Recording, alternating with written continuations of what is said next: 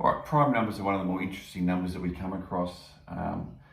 The definition of a prime number is that it has two factors, okay?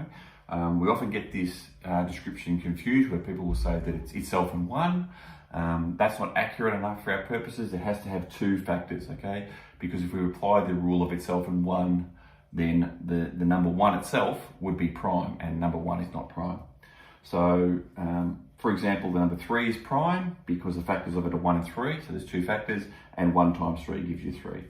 Number 5 is prime because 1 and 5 are its factors. 1 times 5 gives you 5. Whereas the number 4, which is in between them, is not prime because it has the factors of 1, 2, and 4. Because 1 times 4 is 4, and 2 times 2 is 4. So it has more than two factors, okay? Factors being those numbers that will multiply into another number. Let's look at composite numbers.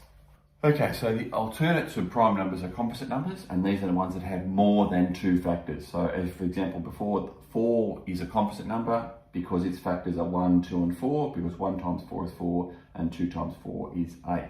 Okay, so let's have a look at some examples of prime numbers and composite numbers.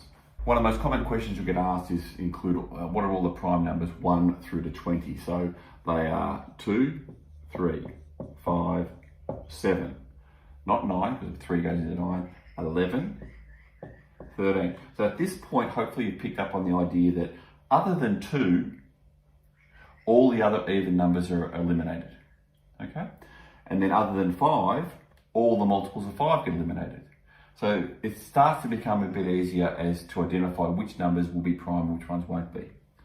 Okay, so 14's even? No. 15's multiple of 5? No. 16's even? No. 17, 19, and there's your prime numbers 1 through to 20. Okay, so that tells us then that the composite numbers are going to be those numbers that are in between. So we're going to look here at 4, 6, 8, 12, 14. So 15 is our first of our even numbers.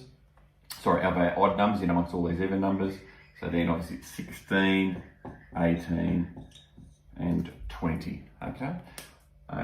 Now, what you'll find in a lot of maths questions is they will choose factor-rich numbers.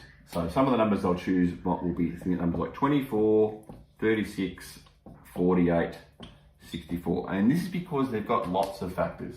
So for example, 24, you can have 1 times 24, you can have 2 times 12, you can have 3 times 8. Okay, so that's going to give you 1, 2, 3, I left off 4 times 6, 4, 6, 8, 12, 24. So you've got lots of factors for 24. So, and then 24 is a factor of 48, so all of those plus 2 more. So these numbers will appear really regularly in lots of maths questions that you come across purely because they are factor rich.